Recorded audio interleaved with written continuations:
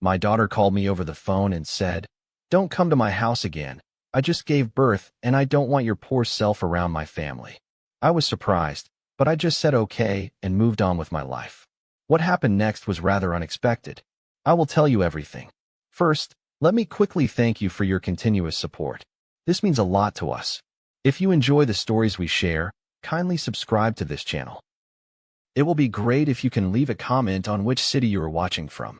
We might just give you a shout out in our next story. Today's special shout out goes to James Gray from New York. We are glad you enjoy our stories. Now let's go deeper into the story. I was in the garage, tinkering with the old radio that had stopped working again, when my phone buzzed on the workbench.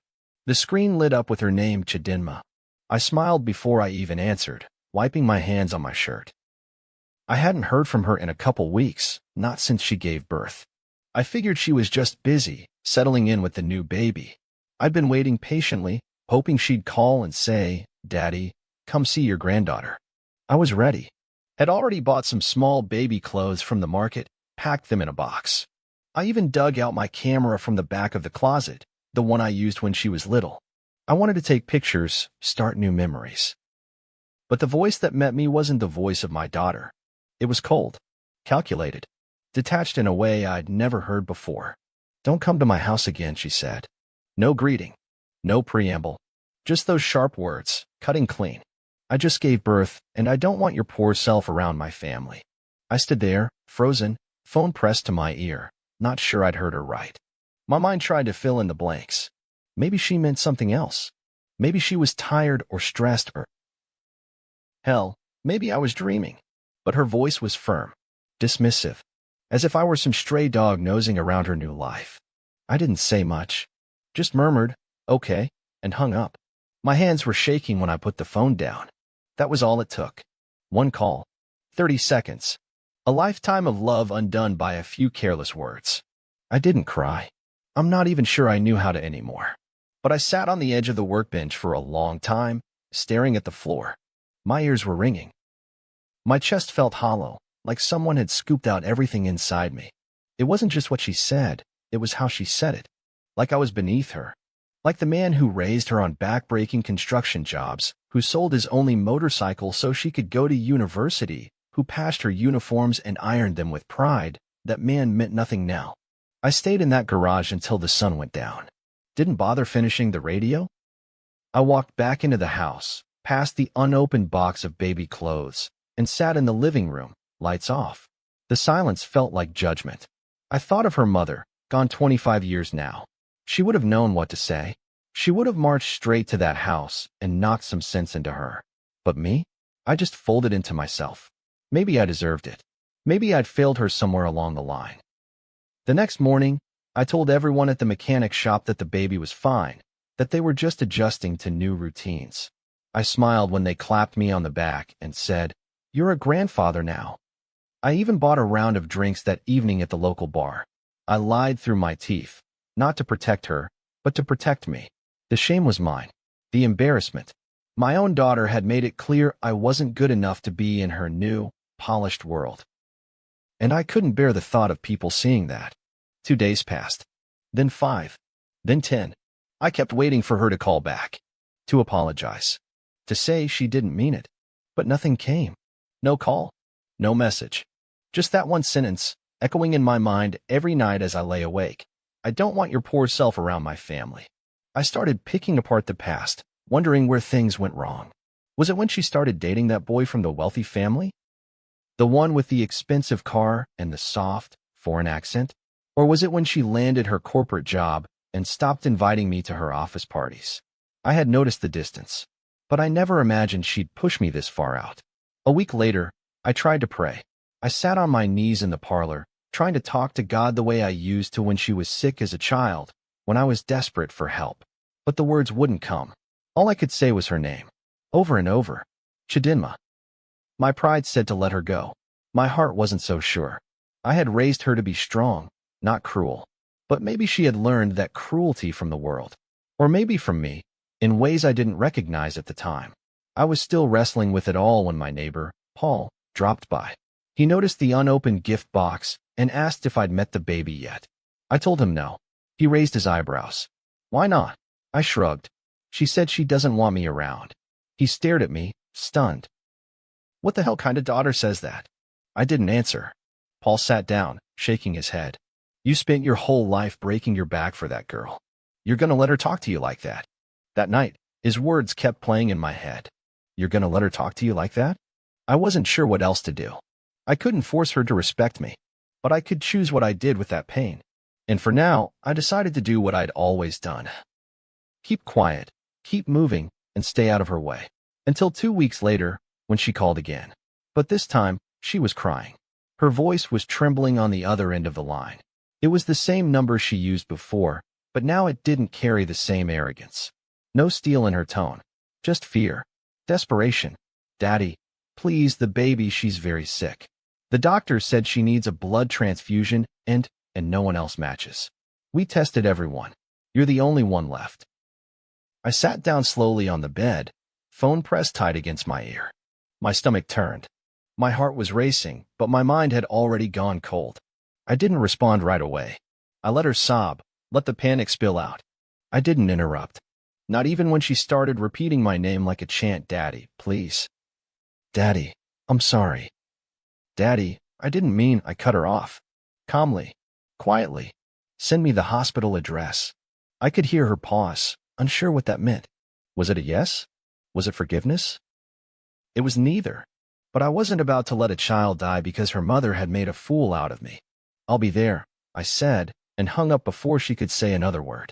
The drive to the hospital took over an hour, but it felt like 3. The roads were quiet, but my mind was loud. I kept seeing her face as a baby, sleeping in the crook of my arm. I remembered her first fever, how I ran down the street barefoot to find a chemist in the middle of the night. I remembered the look in her eyes the first time she called me daddy.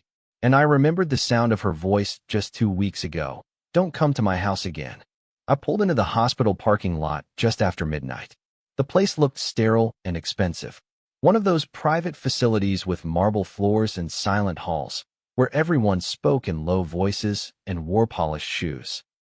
I walked in wearing my work boots and my old jacket, the same one I'd worn every winter since she was in high school. The receptionist looked me up and down, hesitant, until I gave her my name. Then things moved quickly. A nurse escorted me down a long corridor, explaining procedures I wasn't really listening to. When I saw her, my daughter, sitting in the waiting area, her eyes swollen from crying, my feet nearly stopped moving. She looked up at me like she didn't know what to say. Her husband stood beside her, silent, hands shoved in his pockets. He didn't greet me, didn't offer a handshake, just a nod, like he was doing me a favor by acknowledging I existed. I didn't speak to him either. I walked right past both of them, toward the nurse leading the way. They took my blood quickly, efficiently. I didn't ask questions, didn't demand thanks. I stared at the wall while the needle went in, the red line creeping through the tube. Somewhere down the hall, I could hear a baby crying, a sharp, high-pitched wail that made my chest tighten. That's her, I thought. My granddaughter. I'd never held her. Never seen her face. And here I was, bleeding for her. Afterward, they gave me orange juice and a sandwich. I waved it off. I didn't want comfort. I wanted distance. I wanted to go home. But as I walked out of the recovery room, my daughter was waiting there. Alone. Her husband nowhere in sight. Daddy, she said quietly, reaching for my arm. I pulled back.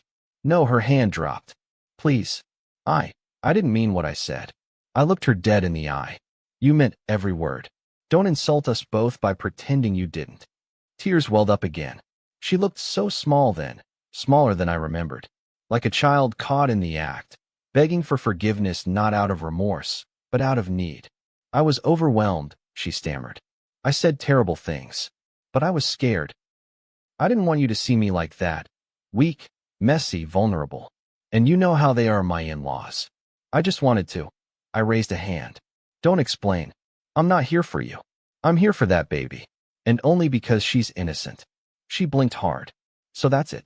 You're just going to disown me. I stepped back. You already did that the moment you decided I wasn't good enough to be seen near your perfect little family. My voice broke slightly. I cleared my throat. You wanted distance. I gave it to you. Don't try to pull me close now just because you need something. She started crying, full on now, sobs echoing through the hallway. A nurse glanced over, then looked away. I stood there, stiff, unmoved. I didn't hug her, didn't offer comfort. I just walked away, my boots echoing on the tile floor. That night, I didn't sleep. I sat on the edge of my bed, staring at my hands. Hands that had built houses, fixed engines, wiped tears. Hands that had just given blood to a child I hadn't even met yet. I felt everything all at once. Anger, grief, guilt, even shame. Not because I'd said what I said, but because it had come to this. My daughter had tossed me aside like a broken tool, and now she wanted me to forget it all because she suddenly remembered I was useful. 2 days later, my neighbor Paul came by again. He'd heard. News travels fast. You went through with it? He asked, surprised. I nodded. He squinted at me. You better than me. I would have let them sweat. I didn't answer right away. I looked at the bottle in his hand, the small brown paper bag holding a loaf of bread, and then finally at him. I didn't do it for her, I said. I did it for the baby. She's blameless. Paul shook his head. Still, that girl owes you more than an apology. I looked out the window. The sky was gray. Heavy. She owes me a whole lifetime back, I muttered. 3 nights after the hospital, I was lying on the couch in the living room with the TV flickering silently in the background. The sound was off, but I left the images running anyway. Something about the motion kept my mind from folding in on itself. I hadn't returned to the garage. The radio was still broken. The baby clothes were still in the box by the door. Everything in my house had started to feel frozen, like time had taken one look at the way my life fell apart and decided to stop out of respect. Then the phone rang again. It was late, almost 11 p.m., and I almost didn't answer. I stared at the screen. Same number, same name, but this time I waited. Let it ring until the last second before I picked up. Hello. There was silence on the other end at first, then a sniff. Her voice was soft. She's okay now. The doctors say she'll be fine. I closed my eyes. Relief hit me in a slow, quiet wave. Not joy, not happiness, just relief. Like a held breath I hadn't realized I was keeping had finally been released. That's good, I said. I wanted you to know. I nodded, though she couldn't see me. All right. More silence. Then she whispered, Daddy, can we talk? My hand gripped the phone tighter. My throat felt tight, too, like something was pushing against it from the inside. I don't know what you expect me to say, I replied. She exhaled shakily. I feel like I ruined everything. You didn't ruin it, I said quietly. You ended it. I could hear her breathing, ragged, tired. I imagined her curled up in some big white bed in that expensive house, clutching her phone like a lifeline. Maybe her husband was asleep beside her. Maybe not. I didn't care. I know what I said was unforgivable, she murmured. I've been thinking about it every day. I don't even know why I said it like that. I was scared. I thought. She paused. I thought you'd embarrass me. Those words hit different. Not because they were new, but because they were honest. I stood up, started pacing slowly across the room. You thought I'd embarrass you? She didn't respond. But the silence was enough. I swallowed hard. So all these years, the sacrifices, the late nights, the bruised hands, the loan sharks I kept at bay so you could go to school. None of that meant anything? All you saw when you looked at me was poverty? No, she cried. It's not that. It's just, I married into this world that's so different. They're so judgmental, Daddy. You have no idea how they look at me, how they looked at you when they saw that old photo I had in my phone. I was afraid they'd use you to make me feel small. I barked out a bitter laugh. So you made me feel small first. Beat them to it, huh? I didn't mean, don't, I snapped. Don't lie to me now. You meant every word. You called me poor like it was a curse. Like being your father was an infection you needed to keep out of your shiny new life. She was quiet again. And then, finally, she whispered, I know I don't deserve forgiveness. No, you don't, I said. That silence stretched for what felt like minutes. She didn't argue, didn't beg. She just sat with it. I think, in that moment, she realized something she hadn't before, realized that not all wounds close just because you're sorry. Some stay open, because the apology comes too late or the pain runs too deep. Eventually, I said, I won't stop you from healing. I won't poison the air between us. But don't expect the old me to come walking through your door. Can I at least come see you? She asked. I hesitated. Thought about it. About how that might look. About whether it would help or hurt. Then I said, maybe. Not today. Maybe not this month. Okay, she whispered. I'll wait. I hung up not long after. Didn't say goodbye. Didn't promise anything. Just ended the call. Later that week, I was back at the shop when Paul dropped by again, oil stain on his sleeve and that same skeptical look on his face. He leaned against the open garage door and said, So? You talked to her again? I nodded. And? She apologized. Paul snorted. And you just let her off the hook like that? I shook my head. No. I let her speak. That's all. He watched me for a while. You sure you're not just soft for her? I'm soft for the truth, I said. And the truth is, I was nothing but good to that girl. If she wants me back in her life, she's going to have to earn that. Paul grunted. She won't. Maybe not, I replied. But that's her burden now, not mine. He left after that, but his words stayed behind like smoke in the air. You sure you're not just soft for her? The answer haunted me for days. Maybe I was. Maybe a part of me still longed for my little girl to come back. Not the woman who spit venom over the phone, but the child who used to hold my pinky finger as we crossed the road. But longing isn't the same as trust. And love, I was learning, could survive without reconciliation. Sometimes love just sits there quietly, in the wreckage of what used to be. I didn't expect the letter. It arrived on a Wednesday morning, tucked beneath my front door in an envelope so clean and cream-colored it looked foreign in my dusty, weathered home. I stared at it for a long while before opening it. Her handwriting hadn't changed much since she was a teenager, round, careful, like she was always trying to impress someone. And yet, there was nothing graceful about what was inside. It was all apologies. Page after page of guilt, carefully woven into sentences that tiptoed around real accountability. She wrote that she didn't know what came over her, that the hormones and pressure had cracked her spirit, made her lash out at the one person who had never let her down. She said she missed me, that she wanted her daughter, my granddaughter, to grow up knowing the man who raised her mother alone, who taught her to ride a bike, who stitched together a childhood out of grit and grace.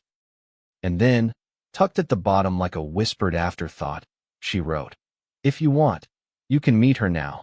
You deserve that. My hands trembled as I folded the letter back into its envelope.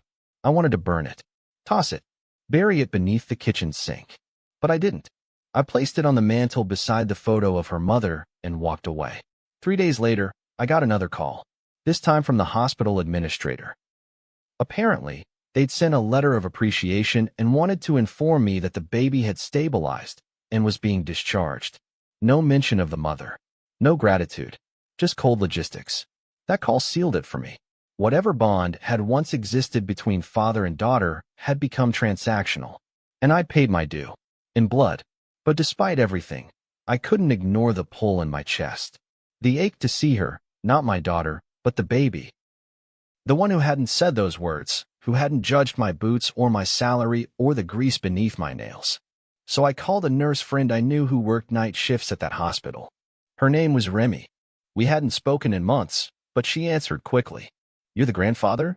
She asked gently after I explained. I suppose I am, I said. Can you tell me, how is she? The baby. Remy paused. She's strong. Beautiful. A fighter. You saved her life, you know. I know, I said softly.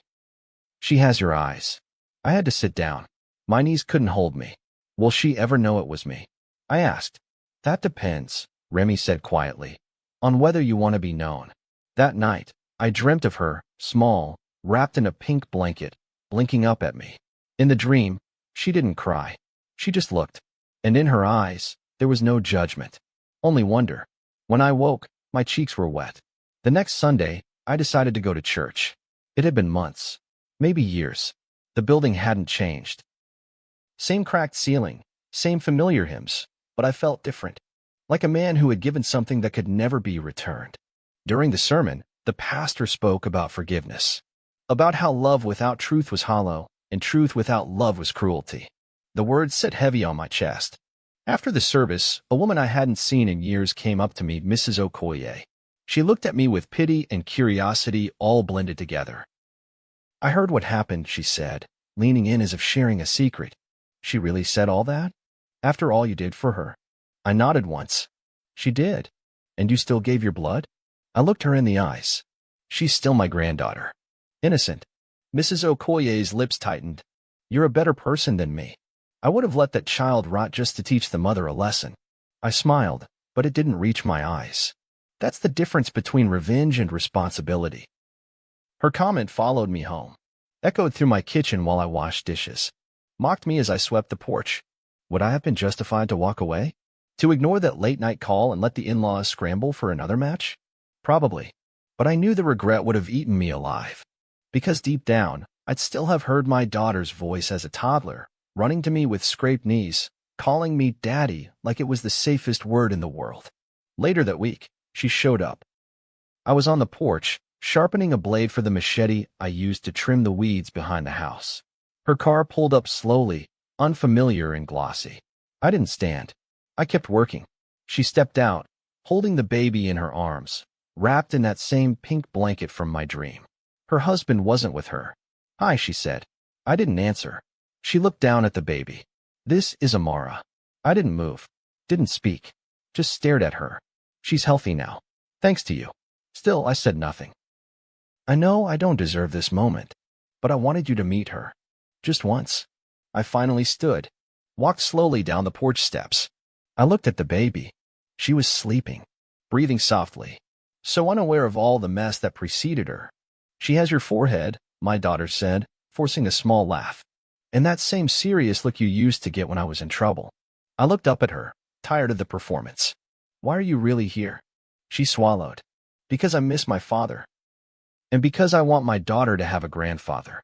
You should have thought about that before you called me poor, I said, my voice low. I know, she whispered. And I'm sorry. I shook my head. You don't get to walk back in because you need me again. I gave you what no one else could. And that doesn't come with a ticket to forgiveness. Tears spilled over her cheeks. She didn't wipe them, just nodded. I looked down at the baby one last time. She's lucky to have survived, to have a clean slate. Then I turned and walked back up the steps.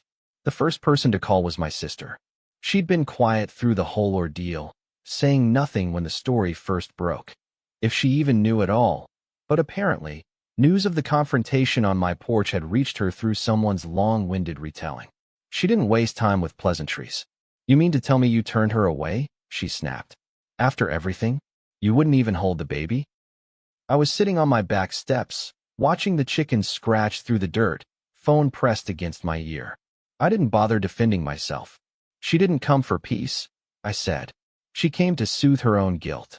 My sister exhaled sharply, the kind of sound she used to make when we were kids, and I beat her at something she didn't expect to lose. You're still hurt. I get it. But this pride of yours, it's gonna eat you alive. That baby is your blood. I know what she is, I said, sharper than I meant to.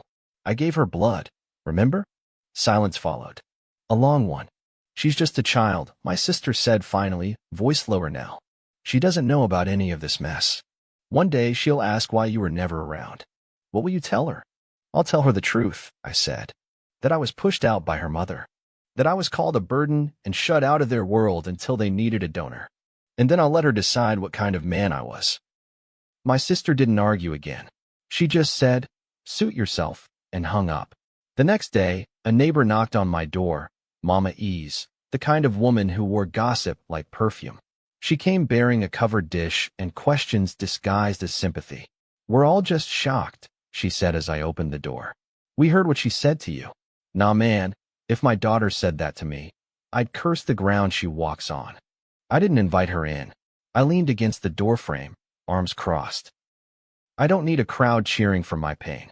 She blinked. I'm just saying, people are talking. Some are even saying she's ungrateful.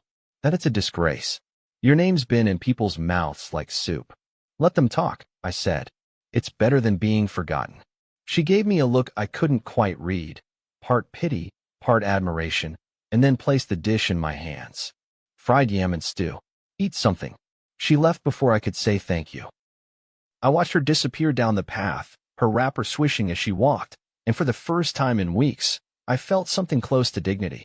I wasn't alone in this, even if the house felt emptier than it used to. But not all the reactions were so gentle. At the mechanic shop, two of the younger boys started whispering when I walked in. I heard snippets, "Imagine your own daughter calling you poor," and "me, I disown her too."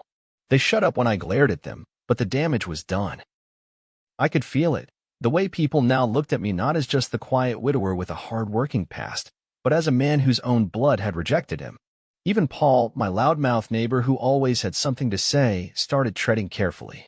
"You really not going to talk to her again?" he asked one evening while we sat on the porch. "She made her choice," I said. He sipped his beer, then gave me a look. "And what happens if she comes back again? With that baby walking this time, calling you grandpa?" I didn't answer right away. My chest tightened just thinking about it. That small voice calling me something I wasn't sure I had the right to be anymore. Paul leaned forward. "You ever think maybe she just panicked? Said something she couldn't take back? Lord knows we've all said things we regret." "I didn't need an apology," I replied.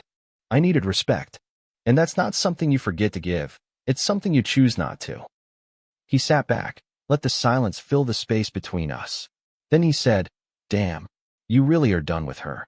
I didn't respond. Not because I was sure, but because I wasn't. The truth is, I thought about her every day. Not just the woman she'd become, but the girl she used to be. The one who ran into my arms after school, who sat beside me in the garage while I fixed things, asking questions I barely had answers to. I missed that child like a phantom limb. And every time I remembered her, I wondered if maybe there was still something left of her in the woman who stood on my porch. But then I remembered the look in her eyes that day at the hospital, the way she avoided mine, how her husband acted like I was a hired hand instead of the man who'd built the foundation under her feet. And I felt the door in my heart close all over again. Let people talk. Let them post their cryptic little quotes online about family and forgiveness. Let them say I was bitter, stubborn, cold. Let them say I held a grudge.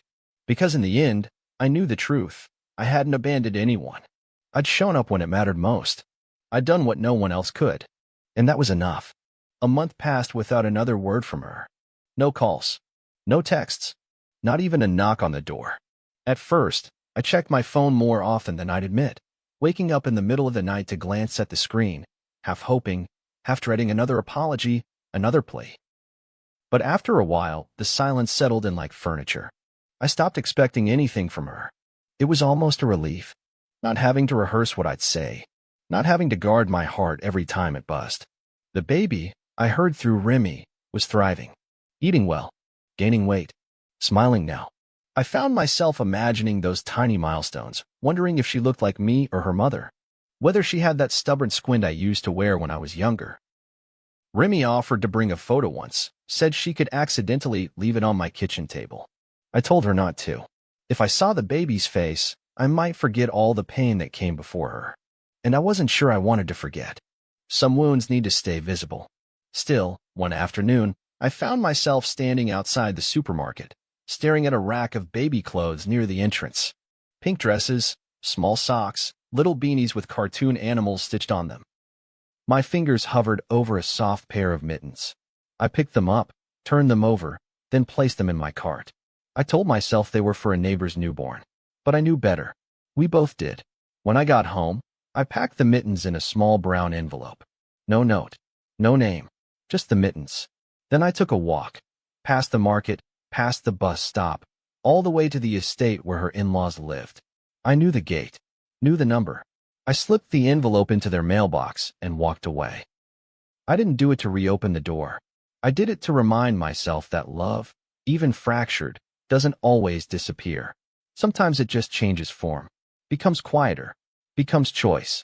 A week later, Paul came by again, this time with a smirk that told me he had something to say before he even opened his mouth. "Your daughter posted something," he said, sitting on the edge of my porch. Picture of the baby. Caption said, "Thank you to the person who gave her life twice. You know who you are." I didn't ask to see it. I didn't need to. I just nodded. He looked at me carefully. "You feel anything reading that?" "Yeah," I said. I felt tired. He laughed, not because it was funny, but because he understood. There's a special kind of exhaustion that comes with emotional restraint, with building walls and sticking to them. People think walking away is easy, that staying gone means you don't care. But the truth is, It costs you something. Every day. Later that evening, I went into the garage and finally fixed the damn radio. Took it apart, cleaned the wires, soldered a new switch. When I turned it on, the static gave way to soft music, an old love song I hadn't heard in years. I let it play while I stood in the middle of the room, surrounded by tools and memories. And I thought about how far I'd come, about the boy I used to be. The one who fell in love too young, who buried a wife too soon, who raised a child on hand-me-downs and God's mercy. I thought about the man I became, patient, firm, maybe a little hard around the edges, but still standing, still giving, even when it cost me pieces of myself. She'd made her choices, and so had I. I saved a life. That was my final gift, my last offering, not to be repaid, not to earn back love, just because it was right. The rest? That was hers to carry. I went back to my chair on the porch and poured myself a glass of palm wine. The sky was turning orange, the sun dipping low. In the distance, kids laughed, chased each other with sticks and bare feet, unbothered by the weight of adulthood. I watched them for a while, then closed my eyes. I'd given everything I could, and I was done reaching. If you've ever had to walk away from someone you loved because they crossed a line you couldn't uncross, then you understand this story. Sometimes blood isn't enough to hold a family together, but self-respect always is. If this resonated with you, share your thoughts in the comments and let us know. Have you ever had to choose peace over connection? See you soon in the next story.